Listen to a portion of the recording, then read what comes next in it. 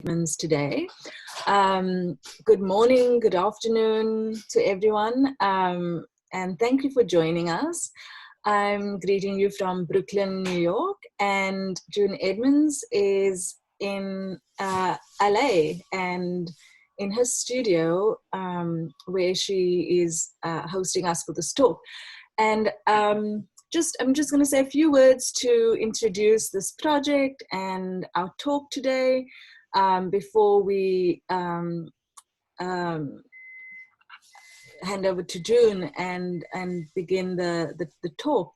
I'm one of the co-curators for the project for which it stands. And on our Zoom today are my co-curators, Emily Alessandrini and Eileen Jane Lynch as well.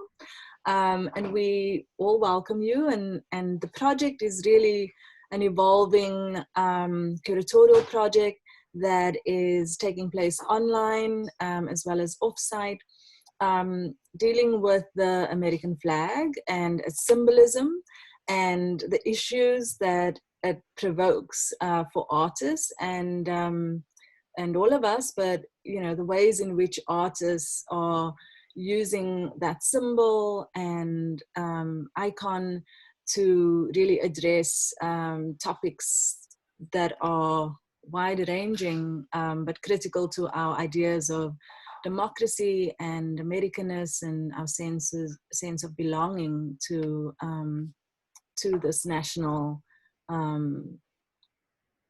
entity.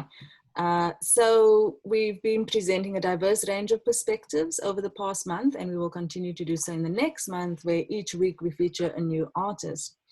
You can follow us on Instagram at For Which It Stands, and also on our website, forwhichitstands.art. So I'd like to thank the Ford Foundation Gallery for launching this project, and also to Assembly Room for presenting our work. I'm going to also extend a very warm welcome and thank you to June Edmonds for participating in the project, and to her gallerist Jay at Louise de Jesus Gallery in LA for facilitating this talk and sharing June's work with us. And I remember the first time I saw June's work was an installation at the Armory Show in New York City at the beginning of this year, which seems like a million years ago, given what we've been through since March. And I was just so struck by, the dignity of these paintings and the stories that each of them represent and are responding to in the real world. And I just wasn't able to get it off my mind, get the work out of my mind for weeks after. So it's like a special treat and especially exciting for me to be talking to June after all this time. And so, as many of you might know, June is a very accomplished artist. She studied in the East, on the East Coast, and got an MFA at Tyler School of Art. She also spent time at Skowhegan School of Painting and has received many awards. Some of the most recent are the inaugural Aware Award Prize, the Kohler Award, which is the City of Los Angeles Individual Artist Award, and has been recognized by Skowhegan as well.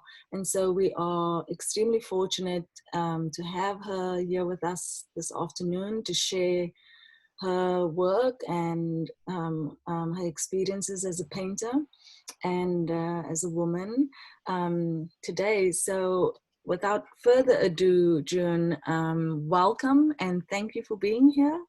And we're just so grateful to have this time with you to talk more about your work and to understand your practice and the meaning of these flag paintings for you. Okay. Thank you so much for the invitation, Natasha. It's such an honor to be a part of this project. I think I'll start with the slideshow, and then we can look around the studio a little bit later. So I'll share the screen, and let's see. And we can start with the COLA exhibition. In 2017 was a really important year for me. 2017, two things occurred. First, I went on a residency in Paducah, Kentucky. And the residency was called Paducah Artisan Residence, and it is owned by Alonzo Davis, who also was co-owner with Dell Davis uh, uh, for the Brotman Gallery here in LA. So it was really special to be there. And it came, the residency came at a really important time. You know, I worked full time, had worked full time, and I finally got the idea, you know, I'm gonna take a month off and dedicate this month to doing art. And a friend of mine, Karen Hampton, had been to the residency before, and it came highly recommended. So it was amazing, you know, the studio that I was using before I went to Paducah was my bedroom, you know. So to now have a huge studio space uh, was such a gift. You know, they say residencies are gifts of time, and they really are gifts of time and space. Before I went to Paducah, I was painting in oil paint. Oil paint, as you may know, takes a really long time to dry. So I just switched everything and was working on unstretched canvas for the first time and working with acrylic. So I did two paintings, and I finished one. Uh, and I started this painting here that's on the right. And both of the paintings, I took advantage of the space that I had, you know, and I was influenced by sort of what was going on around me at the time. And I was influenced, of course, by the politics of the time. And it was the beginning of 2017. And we had a new president. So this idea of going to Paducah in Kentucky in 2017 was real different than going there in 2016. But anyway, I was interested in Kentucky and sort of the history of sort of being on the north end of Kentucky, and learned about Margaret Garner, who was an enslaved person whose story is that she was going to walk across the Ohio River with her four children to freedom once it froze over. And she did that, and because of the fugitive slave laws, her owner was able to come back and get her. And the story goes is that she killed one of her children rather than go back to slavery. And so that story is fictionalized in the Toni Morrison book, Beloved. So I painted that painting, the sort of the colorful circle style that I had been painting up until that point. But I also wanted to start thinking about changing my palette and incorporating some neutrals into the palette. And neutrals being skin tones and skin tones of Black people. And so that painting to the right is really sort of a reaction to the Women's March. The painting to the right is called Unina. And Unina is a South African word for a mother. And I just remember at the Women's March you know, just seeing sort of these pink vaginas, hats being represented. And, I thought that there was something missing, in that, and that mine didn't look like that.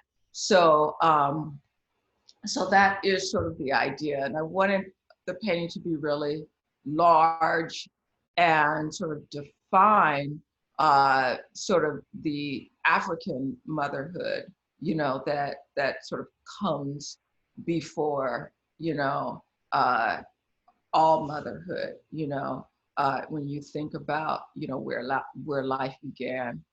You really see clearly in that painting that I'm using primary colors, primary colors sort of being the mother of all colors, and then this vulva sort of being the mother of humanity.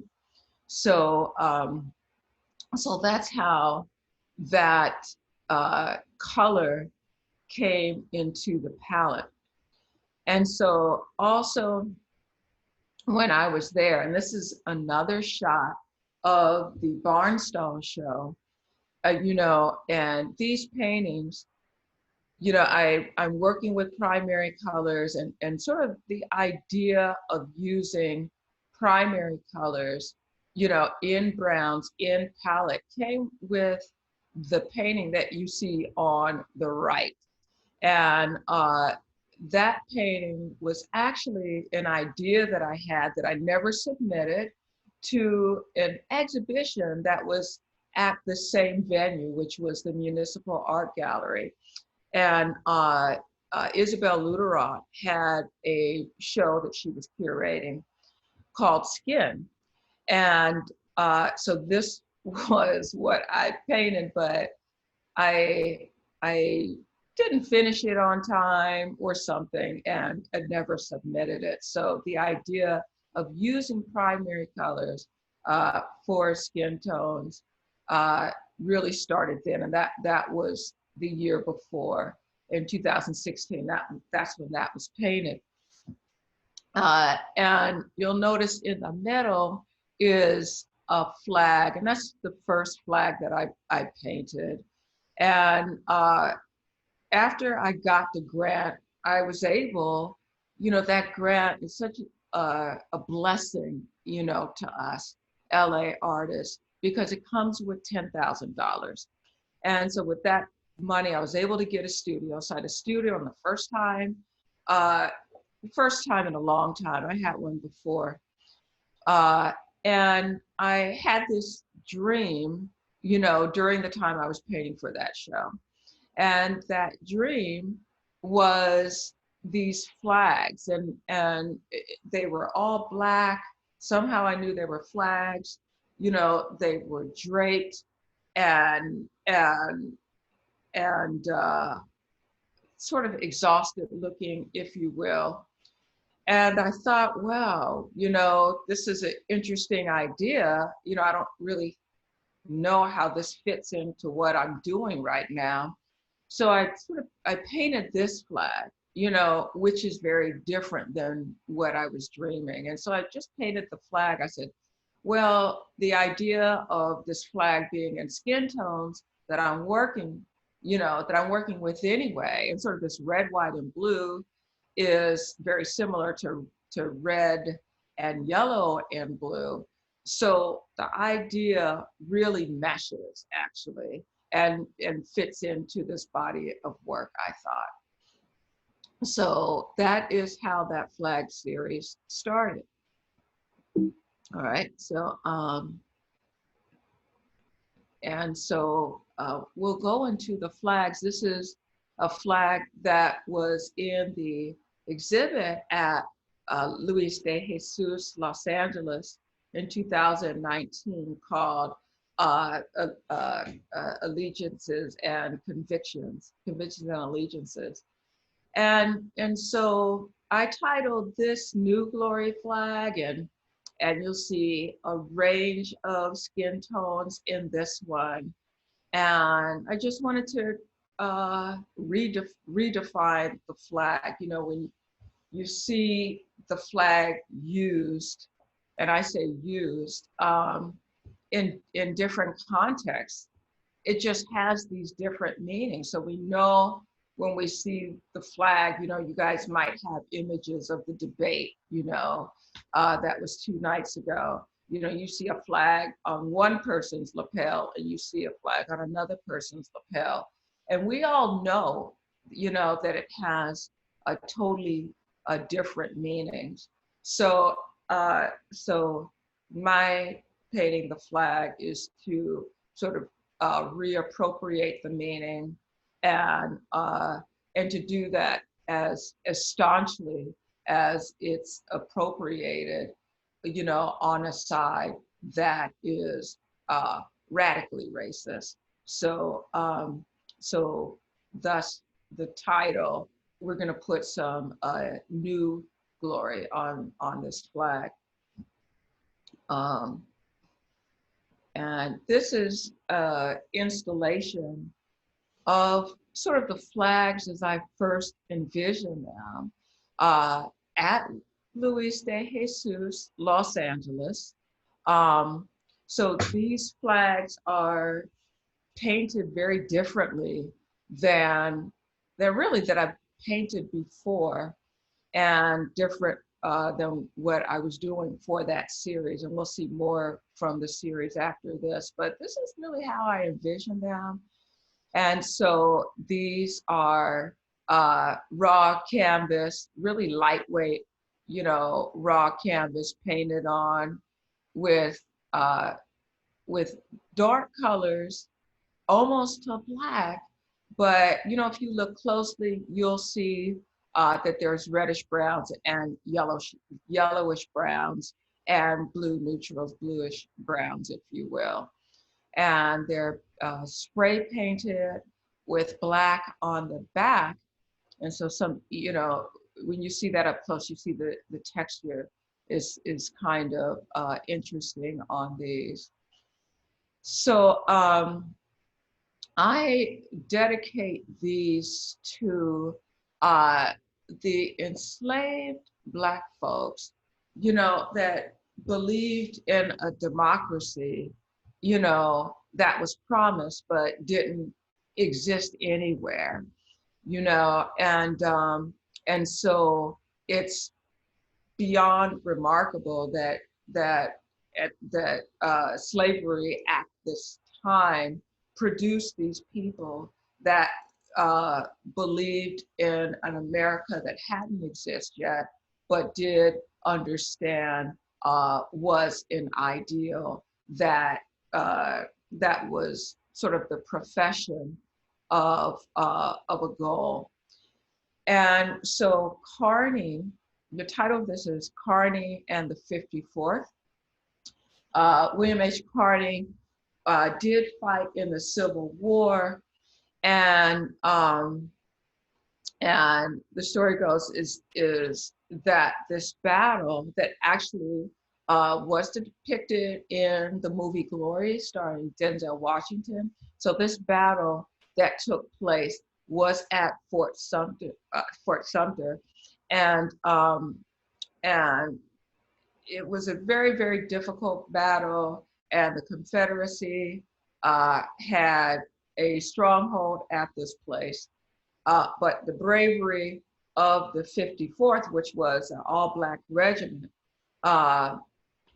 was that they were going to fight and go up this parapet and just sort of fight to the end.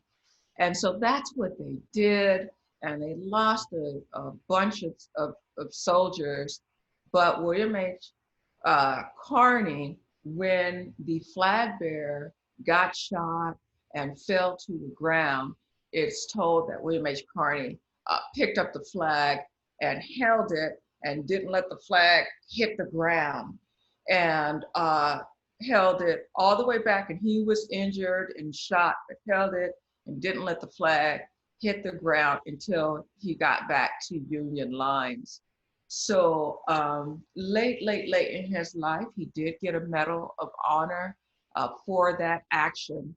But again, that is a very incredible story that I wanted to dedicate this set of paintings to. All right. This next one is a painting that's actually in the studio here. It's Capital Chasm 2. Capital Chasm 1 was shown in New York at the Armory Show in March of this year. Capital Chasm is a play on a quote by a scholar and a race woman, if you will, that was around the time of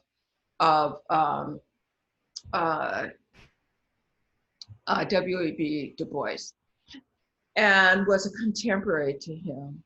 And so there were a group of women that were intellectuals that were talking about race, alongside him and Booker T. Washington, and Mary Church Terrell was one of these women.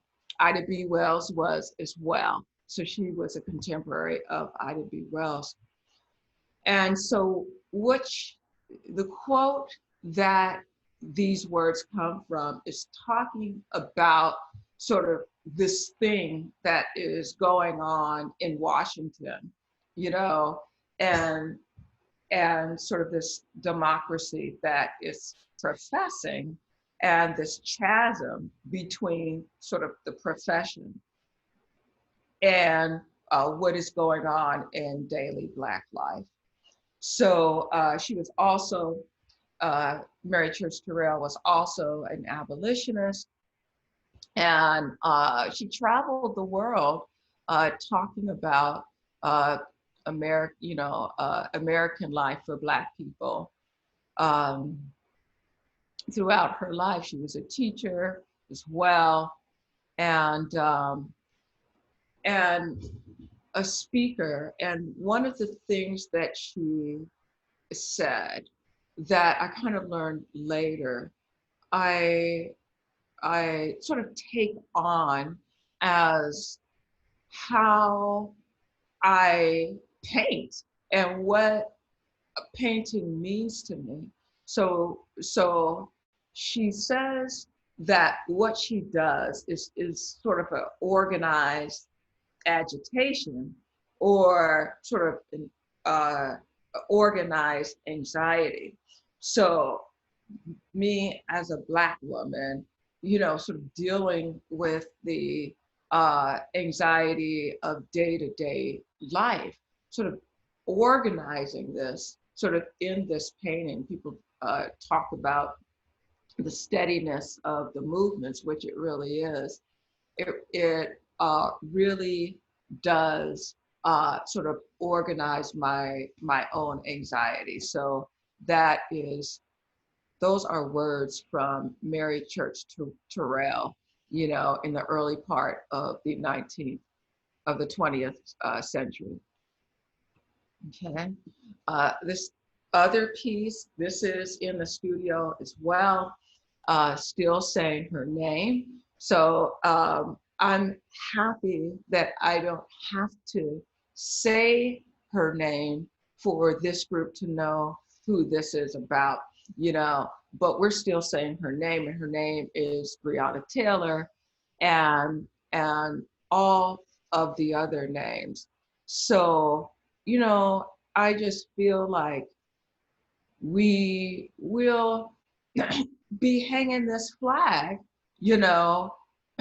until justice catches up to what it says it is, which is blind. But we know that if justice was blind, that the officers who murdered her would be charged and in jail. So we are still saying all of her names until justice is had.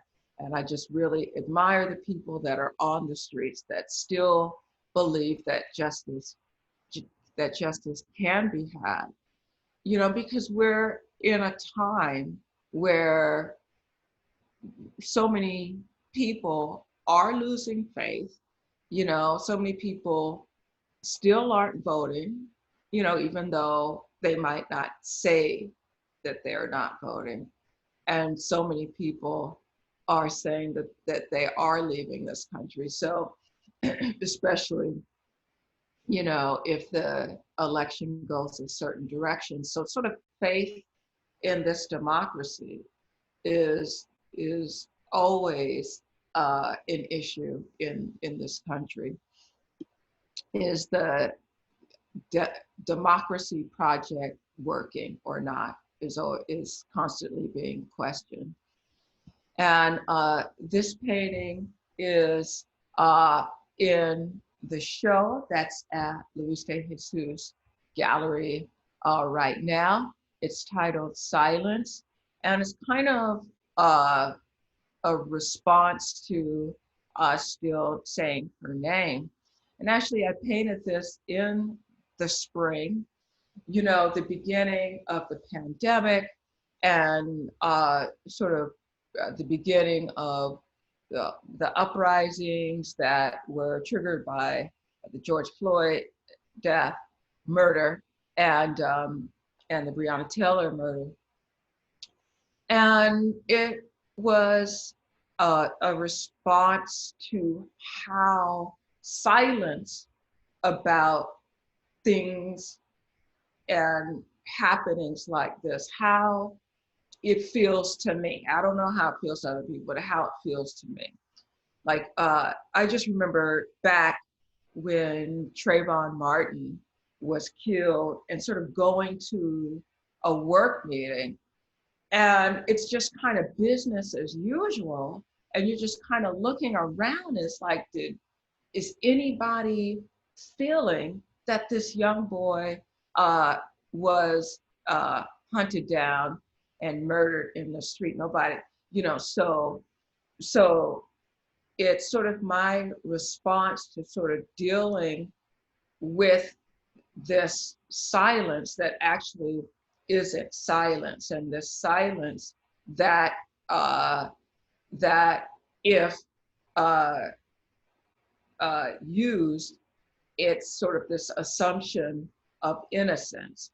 And so I just wanted to paint this painting in sort of these convection colors, these icing colors, to sort of show this attractiveness and this sweetness of something that really isn't sweet. So so that's the last slide, and I'll stop the share.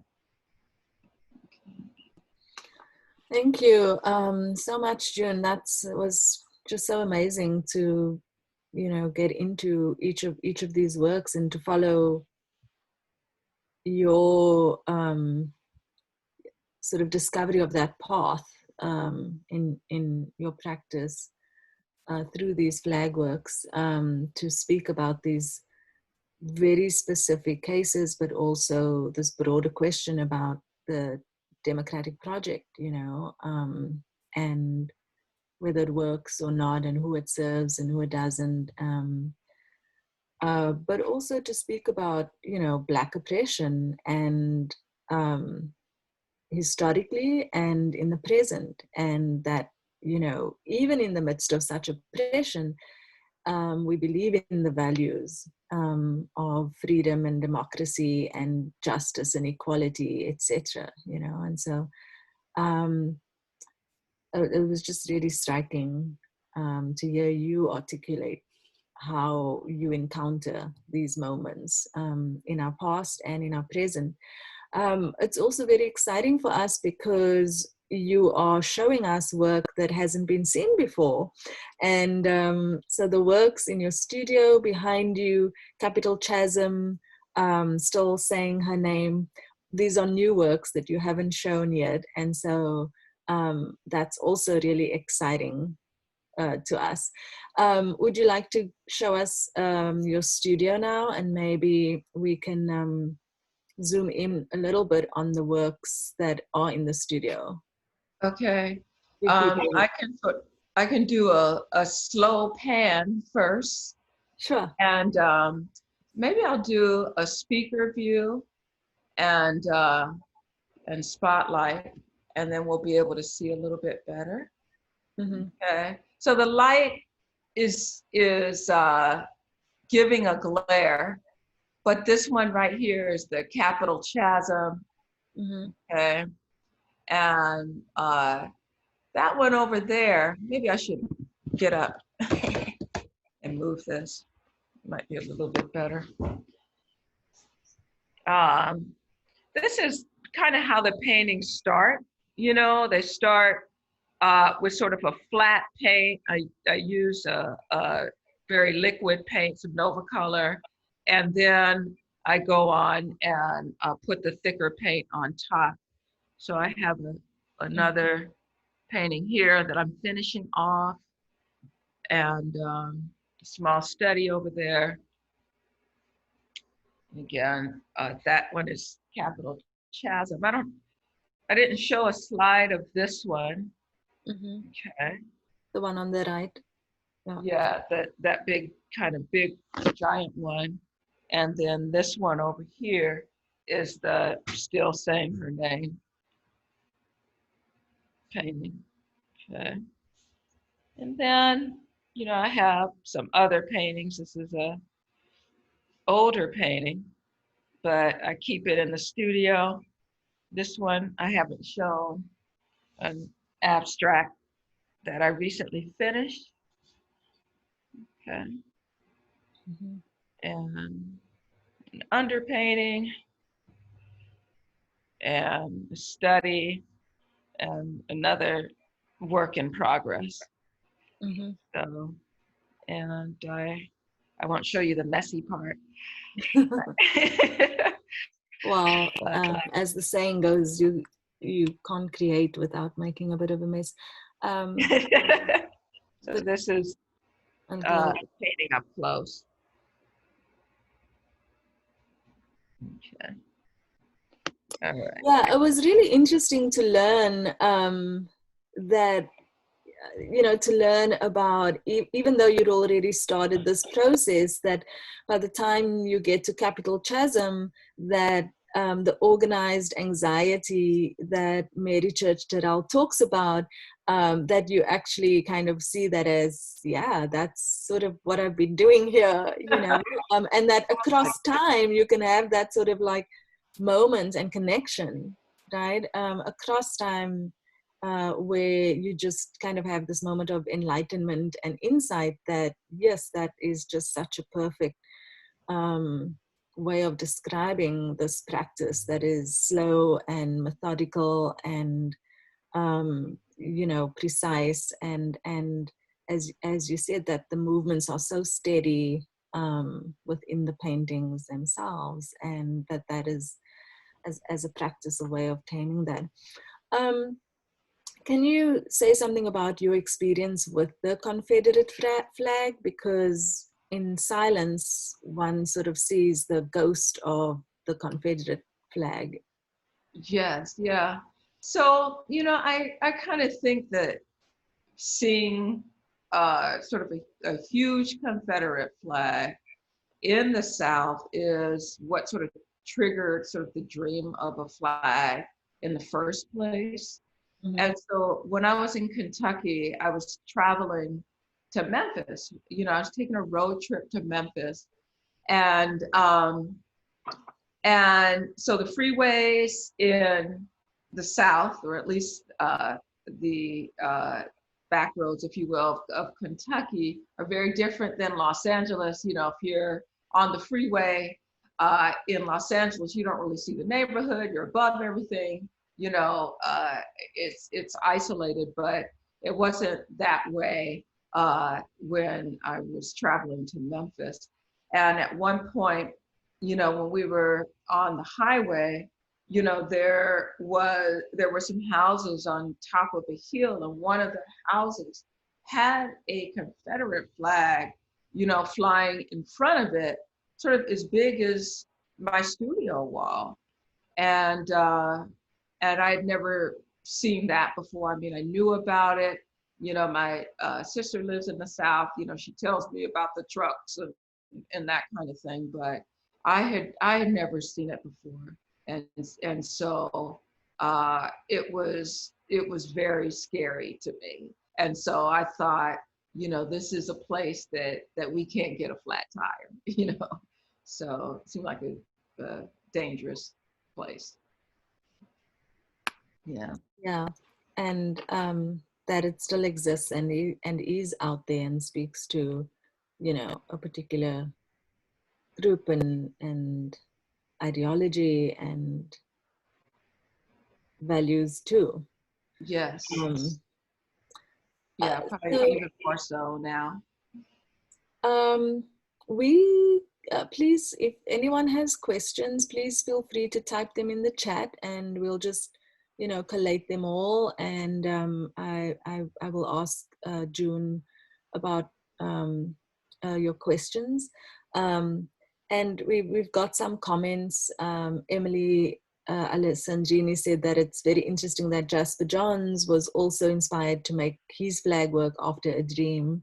Um, and he also took on the subject of the flag in a very different way, of course. And I think her question is also that she's also asked is um, the flag paintings are very textured, and for her it visually recalls textiles, beading, grids, you know, organized in a certain way. And so she wanted to hear a little bit more about the physical process of making the work. And I'll just add another question, tag another question onto that. I was also curious if there is underneath the, you know, underneath what we see, if there is another, you know, layer and symbolism embedded underneath as well. Um, well, as far as the textile connection, um, definitely. You know, I mean, it's not direct, but I've always been inspired by uh, world textiles, American textiles by way of African American quilts. You know, huge inspiration to my work. And I had always, you know, like uh, the art world is accepting or becoming more accepting of African American quilts as, you know, contemporary art and modern, you know, art. But I had always seen them that way. And like I said, African textile as well, you know. And so when you think about kente cloth, you know, it's a very organized uh, uh, process, you know, where Yeah. these strips are being weft, and then after the strips are weft, they're weft together. So yes, so I get much inspiration from them. As far as the painting, I paint an underpainting first, and the underpainting is sort of where additional planning comes in. I think these a lot of times start as drawings in colored pencil. So that's really sort of where the initial planning goes, you know, with the color. And then the underpainting is sort of a second uh, iteration of planning. And so by the time I'm painting sort of the textural paint, you know, I am sort of painting like a weaving, if you will, because I'm starting from one side and then going to the other side. And you can kind of see by the way the paint is shingled a little bit, that is how that is occurring. But once the painting is done, then I go back on it, you know, and sort of put even a third layer, if you will, and make changes, and sort of working all over the place on the painting again. So that's the process. One of the artists in a week ago in a different talk that I did, we were talking about the medium of printmaking, and you know, in this political moment, how many artists are working in this medium, and Mildred Beltre, who's a print maker and artist who was in this discussion, she said also something that really struck me. She said that abstraction is imagining something that doesn't yet exist. And social justice is the same. Mm-hmm. And, you know, so thinking about abstraction, and these are abstract works, abstract paintings, with this incredible historical and current political content. And maybe I would modify that idea when I think in relation to your work and what we've learned from you today, that in a sense is that abstraction is both about imagining, you know, something that doesn't yet exist, but also I think there's this giving visibility and recovering some of these stories from the past, and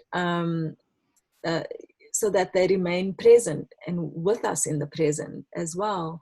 And so that there's this past and this kind of future at work, you know, this kind of drawing strength from this past, but also imagining this future that we still, you know, want to attain in terms of racial equality and gender equality and, you know, cultural equality.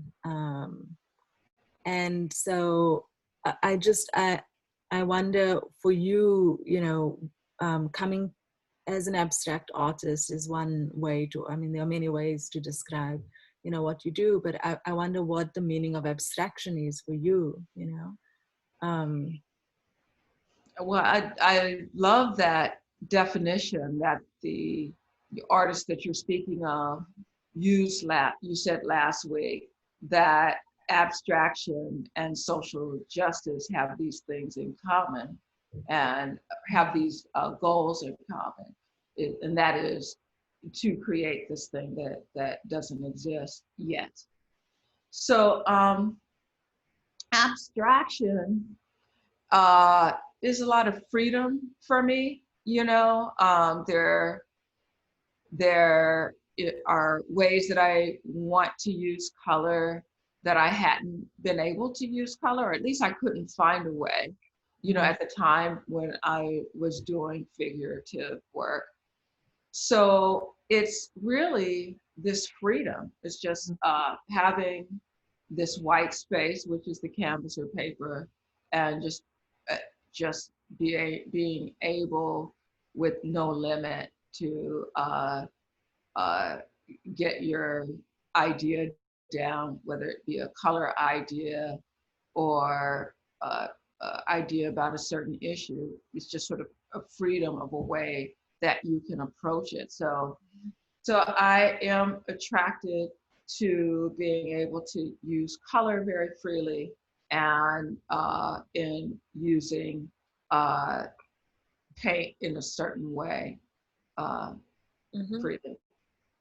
And also the canvas, because I was really struck by the works from the memorial, the Carney Memorial, and how you know, how the actual canvas also became transformed into something else other than a flat surface for, you know, for paint. And I thought that was, you know, such a conceptual way also of thinking about painting, you know, that the canvas itself, the support, the frame for a painting traditionally could be taken apart and could become something else. Right. You know, so it's kind of the closest I've come to sculpture, if you will. And it's not direction that I'm super interested in. But again, I enjoy working sort of with the looseness and unpredictability of the draped canvas. So Right. uh, I am interested in that and enjoy working with that. And in that context, it resonates with the story because one can almost visualize Connie, with this flag. That's very evocative of, his body and that action and the, flags on the battlefield, being kind of muddied and dirty, and just the intensity of that experience. So I thought that was very successful way of, bringing a kind of bodily presence into the flag work. Thank Let's see, I think we have another couple of questions. Um, um, we have a question from Karen Rapp, but that's maybe for the broader project for which it stands, and I can address that maybe at the end of our talk. Um, let's see, Catherine Kanjo says, thank you for talking about color. You seem to expand the possibilities of it to be both formal and metaphorical. It's thrilling to see the bright early works, the newer pastel, and of course the primaries in the flag. Can you talk more about the choices and the ranges of the tones in the flag?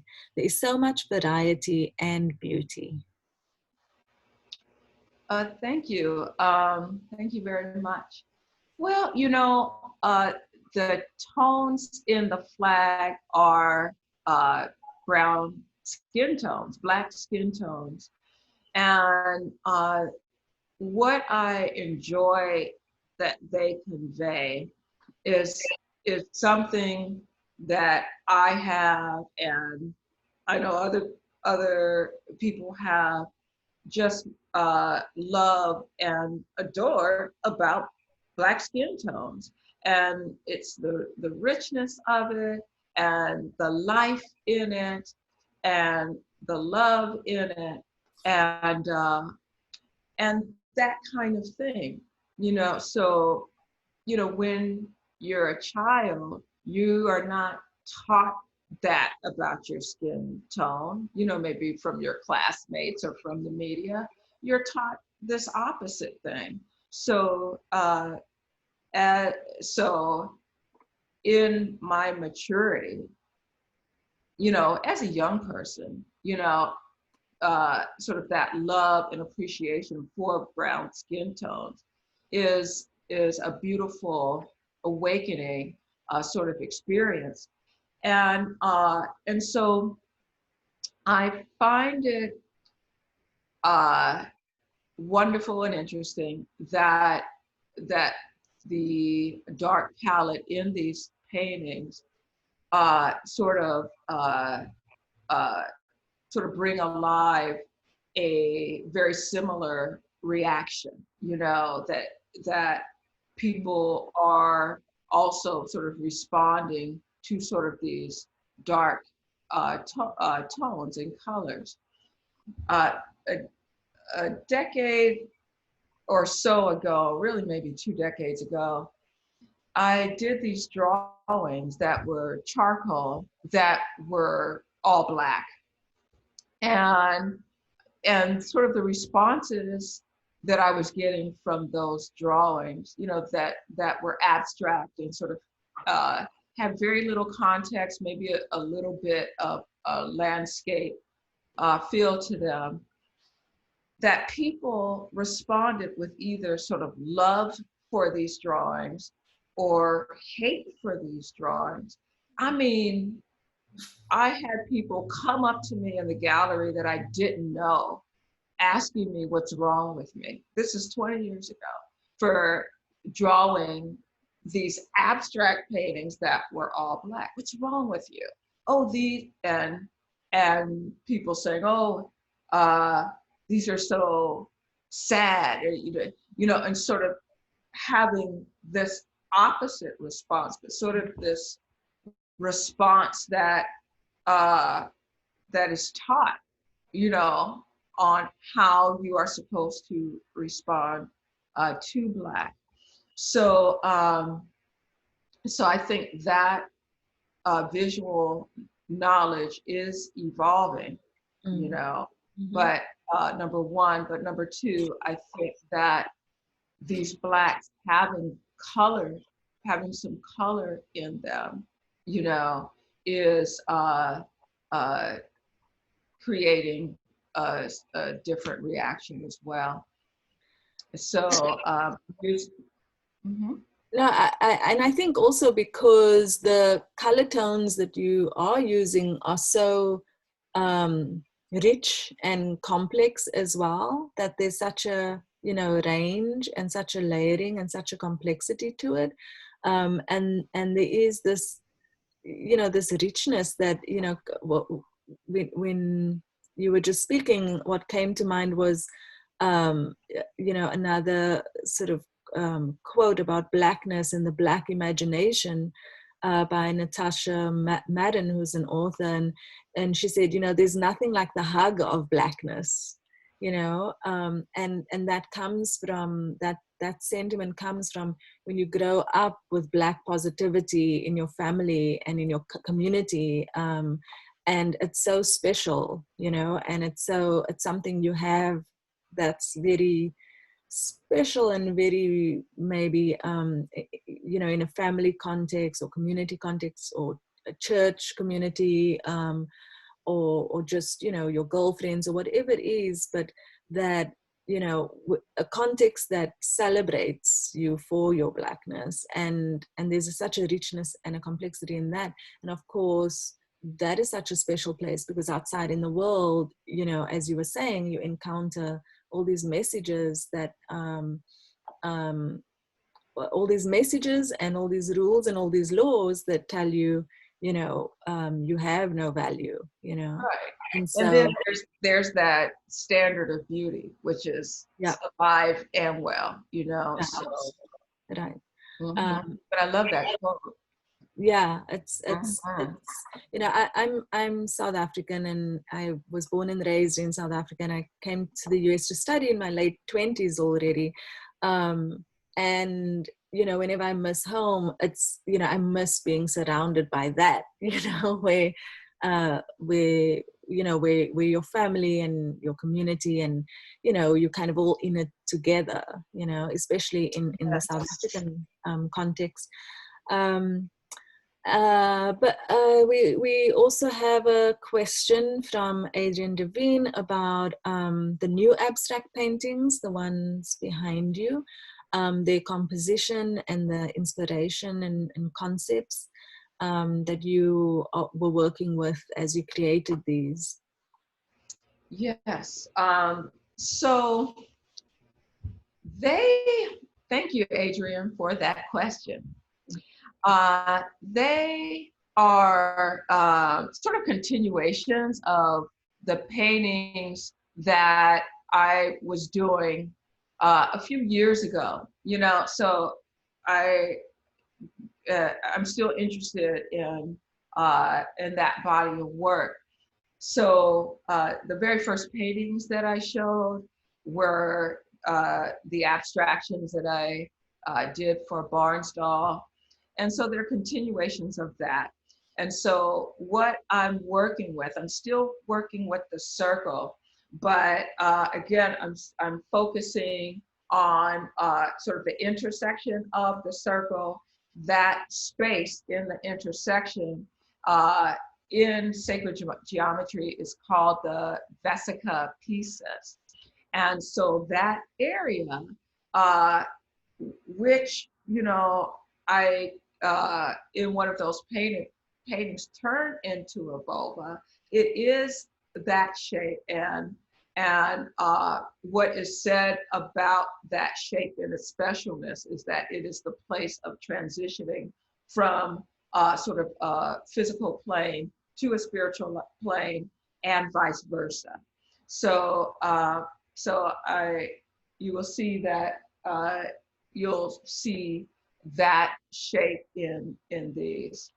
And also, uh, I worked on a proposal for a public art piece, about a year ago, maybe a little less. And I was doing a little bit of reading about Los Angeles and sort of the red line maps and what was what and where. And so there's a hint of imagery of those red line maps in these pieces as well. So a little bit of ownership of land and I'll just stop there. So those are some of the issues, and I'm also using pieces of Adinkra as well. I have referred to the circular Adinkra, which is the symbolism that comes from West Africa, being a heavy part of inspiration of the circular pieces. And so I'm putting bits of other symbolism from Adinkra as well. And Jim, can you say something about why your flags are horizontal and not? I never imagined them being any other way, and the thought, of having them horizontal is, I just don't like that, So I do want them standing, they're strong, they're standing, so that's just the orientation that I feel that they should be in. That is for which it stands, to come back to the title of the project and the question about the title. When the co-curators, Emily, Eileen, and myself, when we were putting the project together, conceptualizing it and thinking about different artists, and it's something we've all been in different ways interested in for a long time and researching. So we have maybe, we have more than 35, it's maybe 45 artists right now in a Google slideshow, where we put everyone in and thought about different themes. And what was extraordinary to us was just to see the depth and breadth of artworks that were responding to the American flag and what it represents or what it means in past, present, future, and have used that symbolism to to sort of upturn the burdened histories that the flag's so loaded with histories of oppression, with conflict, with inequality, but also with these values of freedom and a better life, and so it's so content heavy. Everyone reads, it means something to everyone, and what we saw was that artists were playing with that and transforming that, and inserting new meanings, and or asking questions, or posing like new ways of imagining this, and inviting different groups and addressing all this. So for which it stands became, I think, the title. We had some other titles too, but it seemed to us that these works stand for something in the same way that a flag stands for something. And so the title we chose was For Which It Stands, because through the project we wanted to show that the flag stands for so many different things, and has so many different meanings to different people. But it ultimately is about, when we see all these flags together, all this flag art together, what we see is actually a really diverse and inclusive and culturally rich, and extraordinary body politic, and social body. And so even though we haven't realized all the works together in a physical exhibition where people can also experience that, we're hoping that with showing different artists and each week and having deeper conversations about their work, that it does open up for people, you know, a new imagination and a new way of seeing ourselves within this United States of America, and how we can, and how artists are, you know, through their work, through their artwork, helping us to see that and to imagine that. So I hope that answers the question about the title for the show. We are at 1 p.m. Our lunchtime talk is coming to a close. You know, it has been so interesting, and I'm sure we could continue to talk for at least another hour, because I know I have so many questions and suggestions. And, you know, I just recently read this book, which I'll share with you, June, but it was new edited volume of Du Bois' study about redlining, and that he did, and the abstraction. You know, he actually had an artist make abstract drawings from all the data. So, you know, these what they call them infographics, you know, which was really, when you have a set of information, surveys about, you know, Black life, how do you present that information in a visually compelling way? And so he worked with an artist to create all these beautiful abstract, you know, graphs and maps, and that look, I mean, they are artworks, but it was just fascinating, that connection too, because I think he also sought, you know, other than through writing and other than through the work that he was doing, and this was for the World's Art Fair in Paris, that he, through much hardship, put together, you know, a presentation on Black life in America at the World's Fair in Paris, where, you know, all these countries were representing all these innovations, and the US had a big, you know, pavilion, and we really fought to have this presentation on Black life in the United States included. And so it's very striking too, the, you know, the use of abstraction to really drive home these powerful stories about Black life in the US. So I'll send that to you so you could, I think, Thank you. really enjoy that. Thank you all for joining us, and thank you so much to you, June, for the work that you do, for sharing your work with us. We are really grateful. Thank you. Applause Thank to you. everyone. Wonderful talk and visit. Thank you for your comments, Adrian, and to Kate Lane and Emily and Eileen and Yulia for facilitating this talk, and Jay Wingate at Louise de Jesus Gallery. Thank you all for being here. Have a great Saturday. And please, please remember to follow us at For Which It Stands on Insta. Thanks, you guys. Thank you. Thank you, Julia. Bye, June. Thank you so Thanks, much. Karen. Bye. Off to All the right. studio. Bye-bye. Bye, Bye. Sandy. Thank you.